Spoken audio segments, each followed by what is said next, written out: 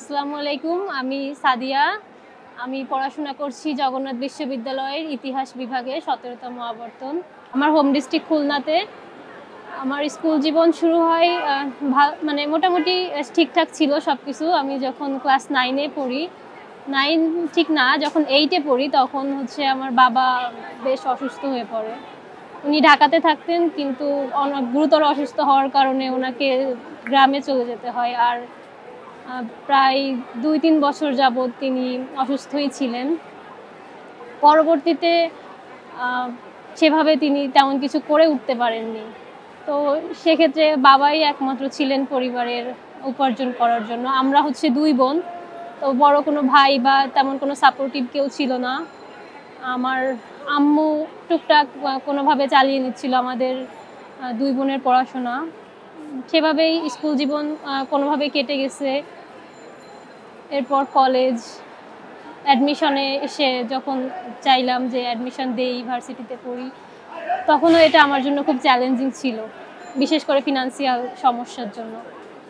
তো সেক্ষেত্রে আশেপাশের মানে আত্মীয়স্বজন থেকে কিছুটা সাপোর্ট পেয়েছি। সব কিছু মিলে অ্যাডমিশনটা শেষ করে যখন ভার্সিটিতে আসলাম, এখানে জগন্নাথ বিশ্ববিদ্যালয়ে যেহেতু আমাদের আবাসিক সমস্যা আছে, তো বাইরে থাকা খাওয়া সব কিছু মিলে একটা বেশ ভালো অ্যামাউন্টই খরচ হয়।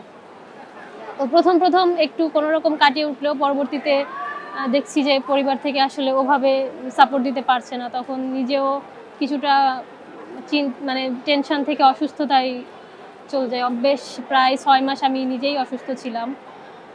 পরবর্তীতে সেভাবে আর কোনো মানে আশা খুঁজে পাচ্ছিলাম না যে কিভাবে আমি আবার কামব্যাক করব। তখন আমার এক ফ্রেন্ড এই যে সংগঠনটার কথা বলল, বসুন্ধরা শুভ সংঘ, তখন এখানে আমি ফর্ম পূরণ করলাম এবং আল্লাহর রহমতে আমি স্কলারশিপ পেয়েছি। এটা আমাকে অনেকটাই স্বস্তি এনে দিয়েছে। এখন কিছুটা স্বস্তিতে ভাবতে পারি যে আমার অন্তত কিছুটা আসবে, কিছুটা ফিনান্সিয়াল সাপোর্ট আছে। এই চিন্তাটা থেকে বেরিয়ে এসে পড়াশোনায় মনোযোগ দিতে পারছি। আলহামদুলিল্লাহ, বসুন্ধরা শুভ সংঘের কাছে আমি সত্যি অনেক কৃতজ্ঞ। আমি ক্লাস 9 থেকে নিজেই টিউশন করাই। সেই সাথে হচ্ছে আমার আম্মু টেইলরের কাজ করে আমাদের পড়াশোনার খরচ অনেকটা যোগান দিয়েছে, প্লাস সংসার চালানোটাও ওইটার উপরই ডিপেন্ড করে চলছিল। যেহেতু বাবা বেশ অসুস্থ এবং গ্রামে তেমন কোনো উপার্জনের ব্যবস্থা তিনি করতে পারেননি ওই সময়ে। সবথেকে বড় চ্যালেঞ্জ সেটা হচ্ছে আমাদের বাসা ভাড়া বেয়ার করাটা। এটা একটা বড় অ্যামাউন্ট আমাদের প্রতি মাসে একদম ৫ তারিখের মধ্যে দিয়ে দিতে হয়। এটা ৫ তারিখের মধ্যে অ্যারেঞ্জ করে পাওয়া, এটা খুবই একটা টেনশনের ব্যাপার যে আদৌ কি আমাকে দিতে পারবে কিনা বাসা থেকে। বা টিউশনও যদি করাই, টিউশন তো ঢাকায় কিছুদিন থাকে কিছুদিন থাকে না এরকম। তারপরে ওনারা হচ্ছে ঠিকমতো টাকাও দেন না। ১ মাসেরটা ৩ মাস পরও দেয়। এক্ষেত্রে খুবই একটা টেনশন কাজ করতো। যখন হচ্ছে মাসের শেষ হয়ে আসতো, তখন হচ্ছে টেনশন কাজ করতো যে আমাকে তো অন্তত বাসা ভাড়াটা দিতে হবে। এটা আমি কোত্থেকে পাবো? খুব একটা মানে টেনশনেরই ব্যাপার এটা। যখন আমি বসুন্ধরা শুভ সংঘে স্কলারশিপটা পেয়েছি, তখন আমার এই চিন্তাটা থেকে আমি কিছুটা মুক্তি পেয়েছি যে আমাকে টাকাটা কোথা থেকে আসবে, মাস শেষে যে আমাকে বাসা ভাড়া দিতে হবে বা আমার একাডেমিক খরচটা এটা আমি কোত্থেকে পাবো, এই চিন্তাটা আমার এখন করতে হচ্ছে না। আমি পড়াশোনায় মনোযোগ দিতে পারছি।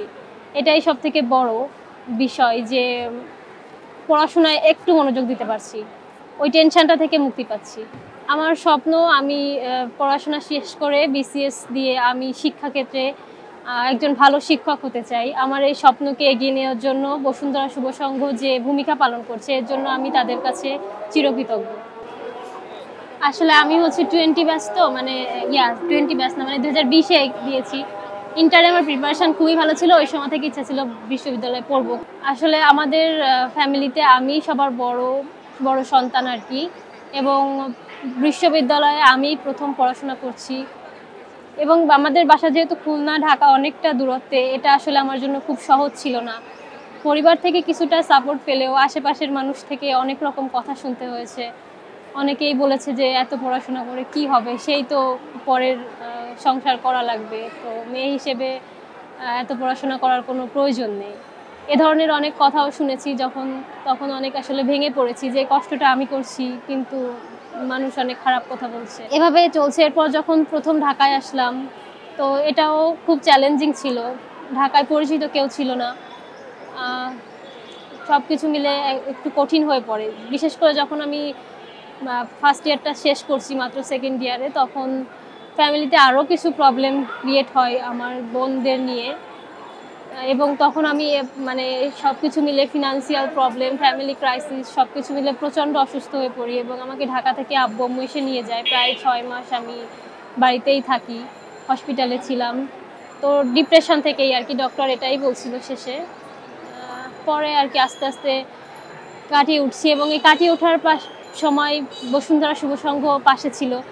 তাদের যে স্কলারশিপটা আমাকে দিয়েছে, স্কলারশিপটা পেয়ে আমি আসলে এই চিন্তা থেকে মুক্তি পেয়েছি এবং অসুস্থতা কাটিয়ে নতুন করে কামব্যাক করে আমি আবার পড়াশোনায় মনোযোগ দিতে পারছি। তো যখন হচ্ছে আমি পড়াশোনা করছি, মানুষ খারাপ বলছে এবং আমি আমার আব্বু আম্মুর স্ট্রাগলটা দেখছি, তখন অবশ্যই নিজের মধ্যে একটা জেদ কাজ করে যে আমাকে কিছু করতেই হবে। যেহেতু আমার কোনো ভাই নেই, আমিই বড়, পরিবারের দায়িত্ব আলটিমেটলি আমাকেই নিতে হবে।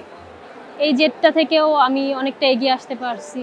আমার ফ্যামিলিতে বাবা মা অলরেডি অনেকটাই বয়স হয়ে গেছে, এরপর হয়তো ওনারা আর উপার্জন করতে পারবে না। এখন আমাকে পড়াশোনা শেষ করে একটা জব করে তাদের পাশে দাঁড়াতে হবে, তাদেরকে মানে একটা ভালো জীবনযাপন করতে পারে এমন একটা পজিশনে নিতে চাই। যেহেতু আমি বড় এবং আমার কোনো ভাই নেই, সবচেয়ে বড় কথা যেটা, তো আমার বোনও এসএসসি দিচ্ছে, ও আমার থেকে অনেক ভালো স্টুডেন্ট। আলটিমেটলি ওকে আমার ভালো কোনো পর্যায়ে নিতে হবে, এটাও আমার একটা বড় দায়িত্ব।